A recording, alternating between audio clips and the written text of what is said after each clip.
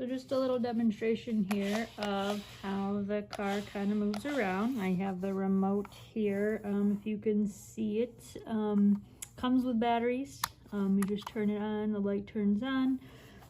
2 AA batteries, but pretty simple, goes pretty fast, easily to control. I'd say probably more of like a 4 or 5 year old, but you know, once they get the hang of it, I think it's pretty easy to steer, as you can see here. And it comes with a rechargeable battery inside the car itself, which is pretty cool. Comes with 2, and you can actually plug it in to a USB to charge it. So there's 2 replaceable batteries, rechargeable batteries for inside the car, and it comes with 2 AA. Comes with the connection to charge it, and as you can see, works pretty good.